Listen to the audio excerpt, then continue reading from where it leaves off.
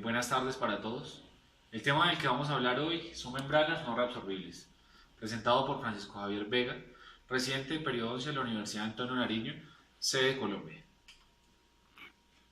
Para dar unas pautas de lo que pueden ser las membranas no reabsorbibles, tenemos por obligación que hablar sobre regeneración ósea guiada. Hablamos que la regeneración ósea guiada es una técnica quirúrgica con capacidad de aumentar el volumen óseo de las zonas sedéntulas o déntulas que presentan una atrofia vertical, horizontal o bien puede ser combinada para permitir la inserción de implantes dentales en una posición adecuada. En 1980, el Dr. Newman orienta y nos dice que el principio de la regeneración ósea guiada deriva de la regeneración tisular guiada. Para los odontólogos es muy fácil entrar en el mundo de la regeneración tisular guiada. Para el resto de personas que ven este video, cuando hablamos de regeneración tisular guiada, vemos esos pacientes que sufren algún tipo de alteración en su constitución periodontal. Hablamos de esas pérdidas de hueso, de esos tratamientos en los que se han realizado extracciones dentales y por ende pierden alguna de sus tablas óseas, como en este caso se perdió la tabla vestibular. La membrana no reabsorbible se pone para ese sustento del material de regeneración. Un material de regeneración, en este caso, pues es el hueso, y vemos que cuando se colocan estos tipos de aditamentos, tanto hueso como membrana, podemos verlo apoyado de otro tipo de membranas, un tipo de membranas reabsorbibles.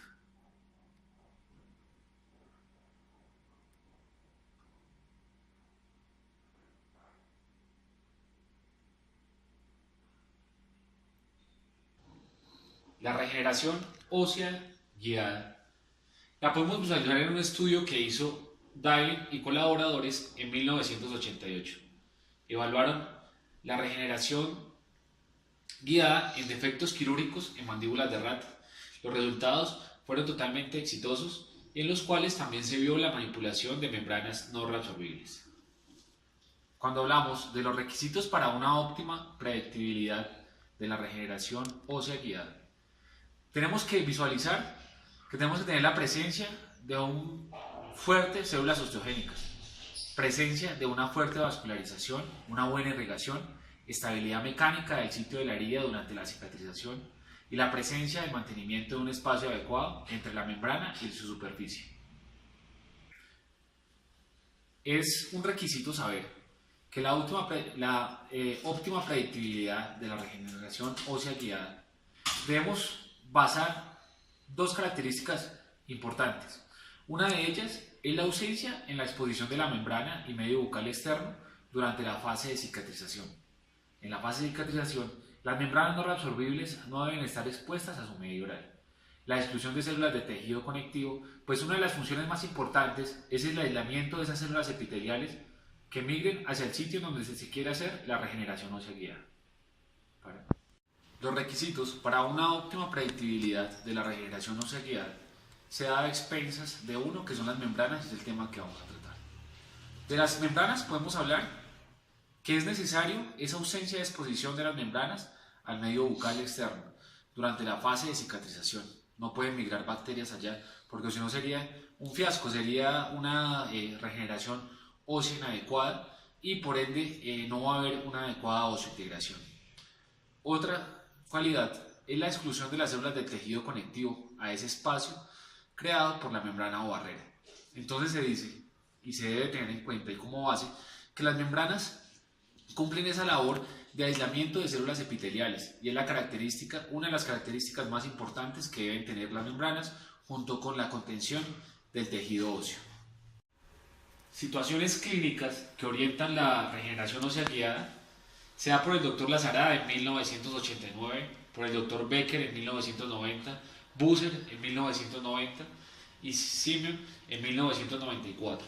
En su orden, implantes inmediatos post-extracciones, desistencia y fenestración, aumento óseo localizado, horizontal, aumento óseo vertical.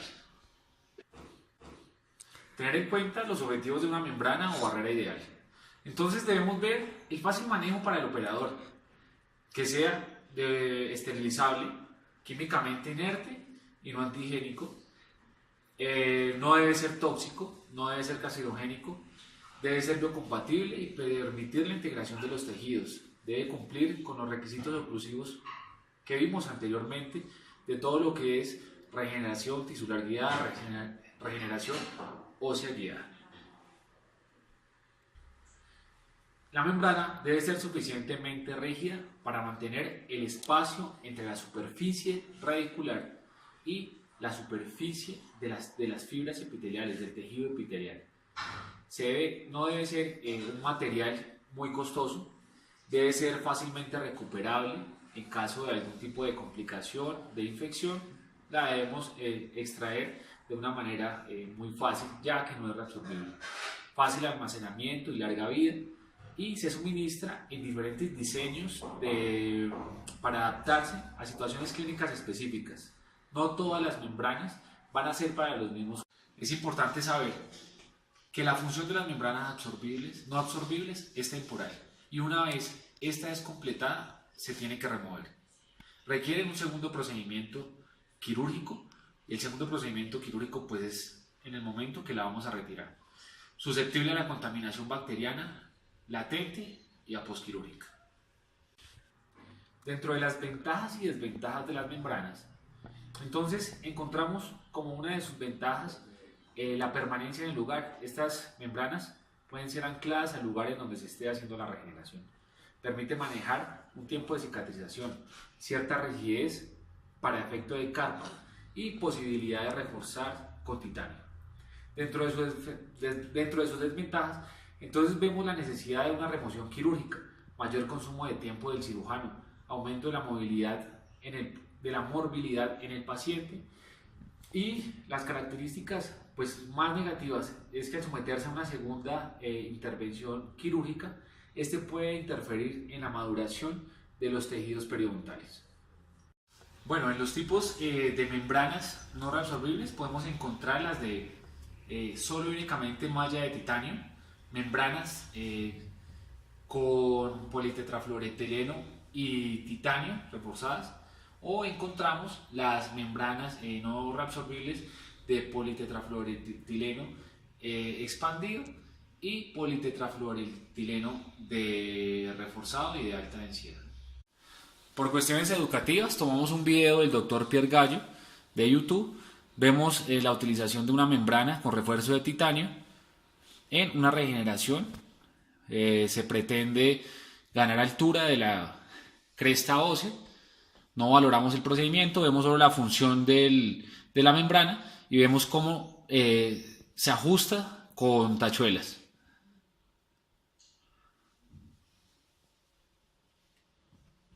El politetrafluoretileno expandido es uno de los materiales con más estudios y más recorridos a través de la historia que tiene a nivel de las membranas no reabsorbibles. Puede tener un refuerzo en titanio o no, como lo observamos en el video. Es permeable a líquidos, pero no a microorganismos. Son bioinertes, no provocan reacciones de cuerpo extraño ni inflamatorias. Siempre teniendo en cuenta que haya un excelente afrontamiento de las heridas, de los bordes de la incisión.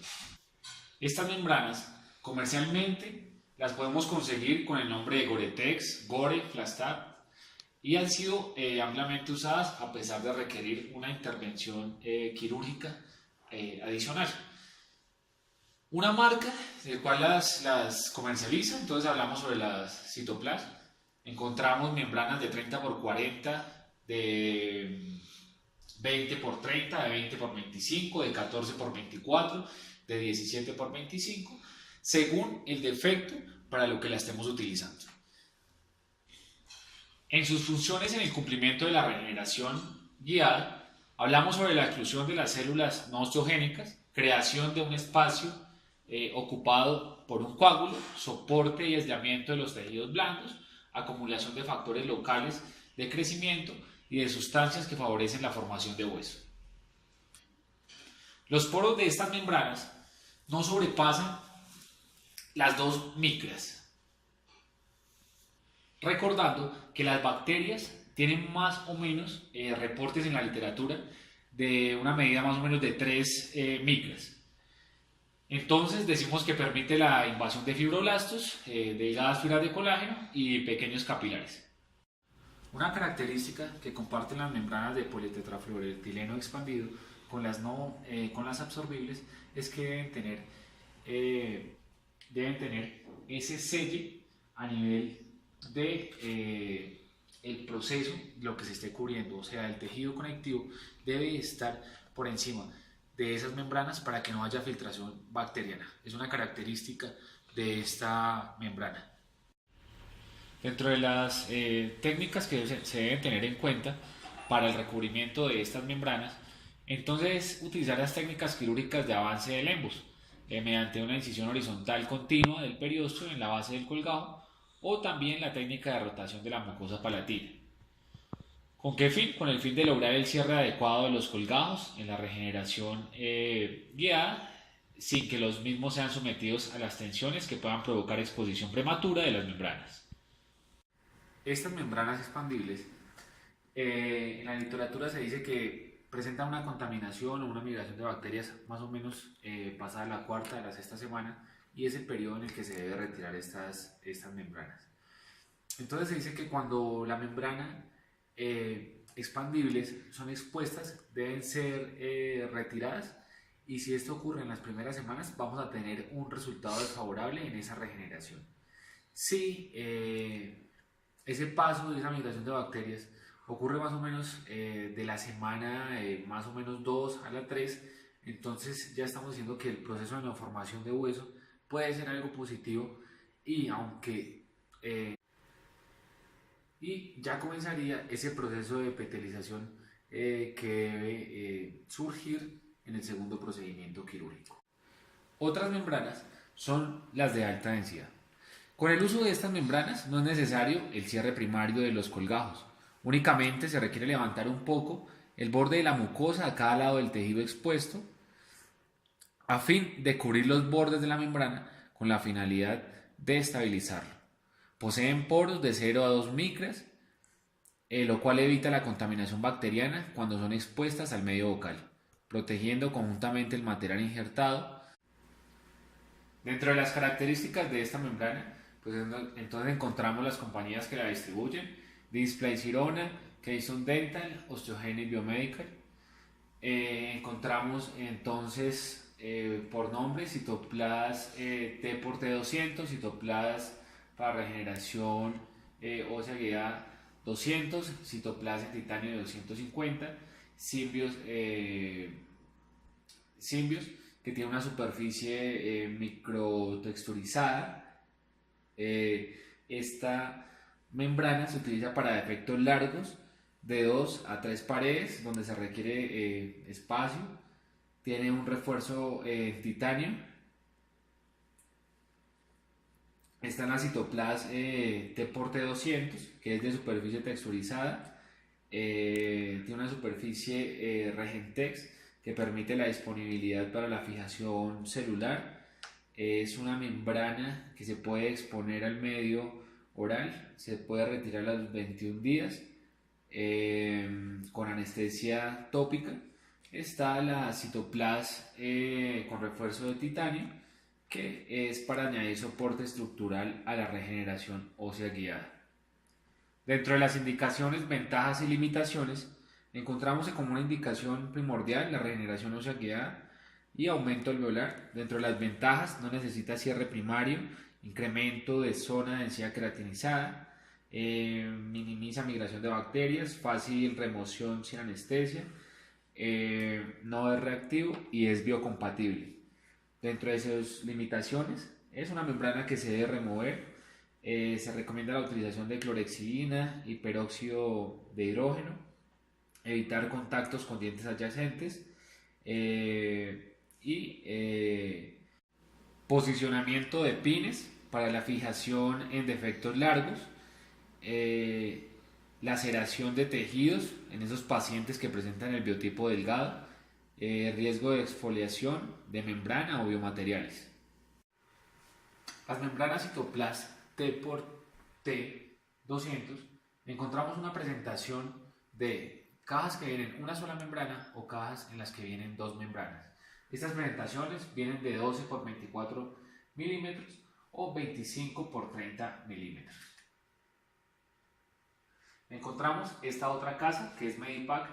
Medipack tiene membranas también con esa conformación en titanio para una mayor resistencia. Encontramos para las zonas anteriores, para las zonas posteriores, y encontramos sin refuerzo de titanio con una longitud del 20 milímetros por 25 milímetros, de 14 a 24 milímetros, de 25 a 30 milímetros. Las membranas Citoplas en titanio, entonces encontramos también para sectores posteriores, para sectores anteriores, con longitudes de 12 a 24, de 14 a 24, de 17 a 25, de 20 a 25, y para esos aumentos de cresta, entonces encontramos de titanio 250, longitudes de 25 a 30 milímetros, de 30 a 40 milímetros, de 30 a 40 milímetros. Otro tipo de membranas no reabsorbibles son las que son solamente en malla de titanio. Estas membranas pueden soportar perfectamente la presión del tejido blando en las que recubre esa malla y mantiene el gran espacio para la regeneración ósea sin colapsar las membranas. Estas membranas de malla de titanio tienen gran capacidad para mantener el espacio requerido para el aumento del hueso alveolar. Se puede utilizar en combinación con las membranas de malla de titanio para mejorar los procedimientos de regeneración en el aumento vertical de rebordes. Entonces, en este video vamos a observar la marca comercial de esta malla en titanio. Encontramos una longitud de 35 milímetros por 50 milímetros. Encontramos la fecha de expedición, la fecha de vencimiento. Vemos que viene en su empaque totalmente sellado, hermético. La membrana viene totalmente estéril y viene en doble empaque. Características de esta membrana: algunas personas podrían decir que es muy dura, poco maleable, pero su constitución permite que se maneje, que se pueda adosar al defecto que se esté manejando. Y pues ya estas membranas no se están pues utilizando como se venían utilizando hasta hace ya unos años, por el mismo motivo de que están estas membranas de politetrafluoroetileno en el mercado y ya tienen su refuerzo en titanio.